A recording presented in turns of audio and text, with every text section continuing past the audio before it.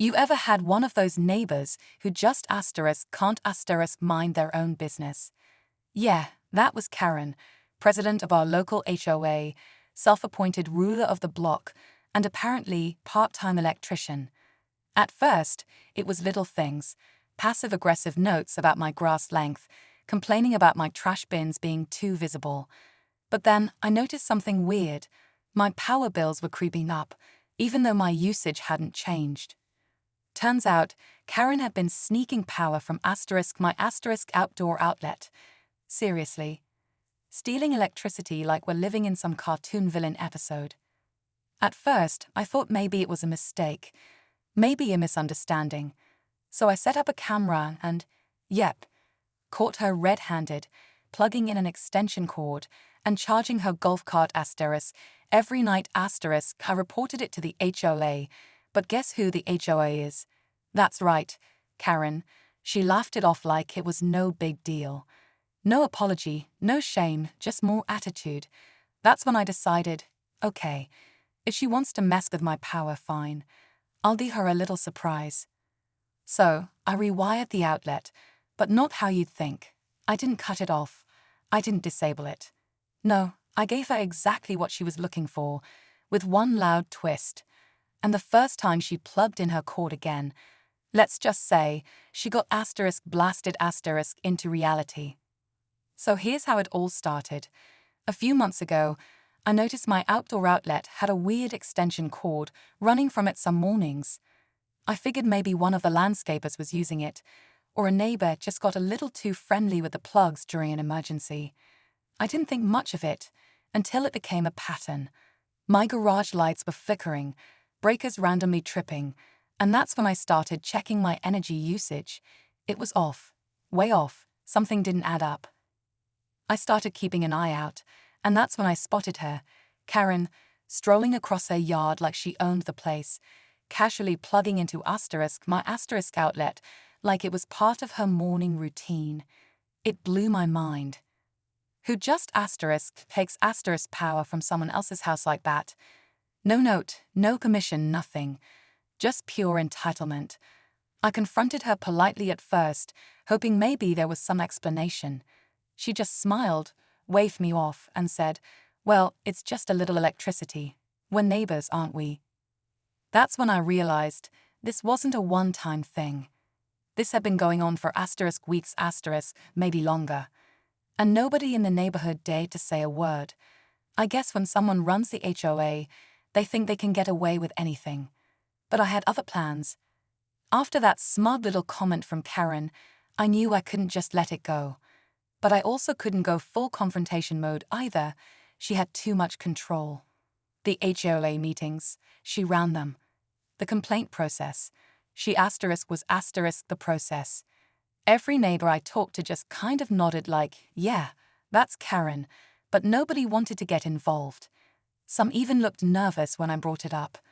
I started wondering how many people she'd messed with before me. One guy down the street, Dave, finally pulled me aside and said she once fined him for having his holiday lights up too long. The kicker? She had hers up for a whole extra week, and no one said a word. That's when it hit me. This wasn't just a power thief. This was someone who thrived on control. And when people pushed back, she made their lives miserable. Late fees, bogus citations, threatening letters, it was all part of her little game. Meanwhile, I kept finding signs she was still using my outlet. I even saw her granddaughter riding around on a fully charged hoverboard one afternoon, parked suspiciously close to the cord I had unplugged that morning. It was clear she wasn't stopping, and no matter how much I disconnected, she kept coming back like clockwork. So I started planning something she wouldn't see coming. I knew it was time to act, but I had to be smart. I couldn't just go yanking cords or cutting her off in a way that would make it obvious. No, I needed something that would make her think twice about ever touching my power again, but without causing a full-blown war. After a few late-night brainstorming sessions and some quick Googling, I had it, an Airhorn connected to her very own plug. The plan was simple but devious. I'd rewire the outlet in a way that whenever she plugged in her cord, It wouldn't just power up her golf cart or whatever else she was charging.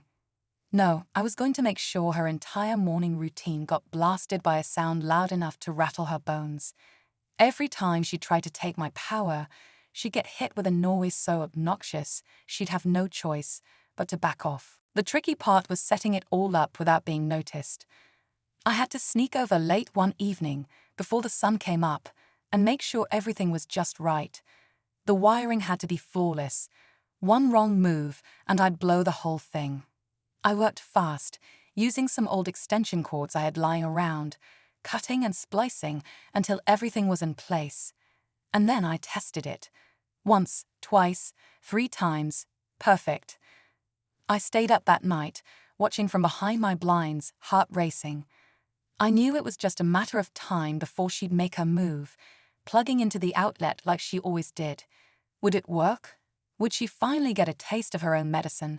I couldn't wait to find out. The next morning, I sat by the window, watching the sun rise and praying Karen would be predictable, just like she always was. I kept my eyes locked on the outlet, knowing it was only a matter of time before she'd come out. My fingers drummed nervously on the windowsill. Every car that drove by, every footstep outside made my heart jump. But nothing happened. Hours passed, no Karen. By noon, I started to wonder if maybe, just maybe, she'd have finally learned her lesson. Maybe she figured out I knew what she was up to and decided to back off. But that didn't feel right. Karen didn't just back off. She'd never been one to shy away from confrontation. So where was she? Just as I was about to give up and go check the outlet myself, I heard it, a loud, unmistakable sound of something being plugged in. My stomach dropped. It was happening. But instead of the usual quiet hum of her golf cart charging, there was nothing. No electric buzz, no whir of anything powering up, just silence. I rushed outside, heart pounding, and that's when I saw it. Karen wasn't alone. There, standing right next to her, was someone I never expected to see, the HOA's maintenance guy, Mark. He was fiddling with the same outlet, pulling out the wiring I had set up the night before. I froze. Had Karen been watching me the entire time? Had she somehow known I'd try to mess with her? The wires were cut clean. My plan was ruined, but something felt off. There was more to this than just a simple power grab. I watched in shock as Mark finished cutting the wires and began re-splicing everything back together. Karen stood by, a smug look on her face, like she was watching a magic trick unfold. I couldn't believe what I was seeing. It wasn't just that she had caught me. She'd been waiting for me to do something like this. But why? Thought you could outsmart me, huh? Karen's voice cut through the tension like a knife. She glanced over at Mark, who gave her a subtle nod before walking off. I stood frozen, the anger and frustration building up in my chest. You knew. I managed to say, barely able to keep my voice steady. Of course I did, she said with a smirk. I've been watching you for weeks. You were so obvious. You're not the first person who's tried something like this, you know. She paused, letting that sink in. I always stay one step ahead. I was cornered. There was no way to deny it now. My heart raced. Had I really been so naive? Had I been playing right into her hands this whole time? Just as I was about to respond, I heard the unmistakable sound of an air horn blasting through the air, not from the outlet, but from Karen's front yard. Mark turned pale. Karen's face went from smug to sheer panic. The air horn didn't stop. It blared louder and louder, echoing across the neighborhood. I looked over, stunned.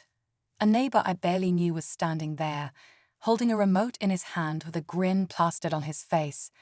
Surprise, he said, waving at Karen. Karen froze, then her expression shifted, realization dawning. The air horn wasn't just my retaliation. It had been her plan all along, her little game of power, until she didn't see this asterisk coming. And just like that, the tables had turned. A sick realization washed over me. Karen wasn't just manipulating the HOA. She'd been using it to cover up things like this for years. She'd been stealing from people, setting up petty fines, and making sure no one ever spoke up because they were too scared of her connections. But then she dropped the real bombshell. "You're not the only one who's been messing with power around here," she said, a gleam in her eye. "I've got a little surprise for you too." Before I could ask what she meant, Mark appeared again, but this time he was holding a thick folder. "We've been keeping an eye on your electric usage too," he said, handing it to Karen. "Seems you've been using way more power than you should be." My stomach dropped. It wasn't just my outlet they'd been watching. They'd been tracking everything every extra watt of energy I'd used, every single charge I made on my electric car. "Care to explain this?" Karen said, flipping open the folder and revealing a list of what looked like detailed power readings. Karen's face turned bright red as the Airhorn continued to wail, and she stormed over to the neighbor with the remote, her plans unraveling in real time. It was like watching the final act of a play, where the villain's own arrogance turned against them. Mark looked uncomfortable, clearly realizing things had gone way beyond what he'd signed up for. The neighbors, once too scared to speak up, started gathering at their windows, watching Karen's empire crumble. That was the turning point. The HOA members who'd been too afraid to stand against her finally found the courage to speak out. I never expected to see Karen lose her grip, but it happened in the most satisfying way. The next HOA meeting was a mess. Accusations flew, and people were demanding accountability. Karen had no defense. She couldn't control the narrative anymore. As for me, I learned that standing up to people like Karen takes more than just guts. It takes allies and a little bit of strategy. I'll never forget that morning. Not because of the Airhorn or the petty power gains, but because it reminded me that sometimes the best way to win is to let your enemies overplay their hand. And that's exactly what she did.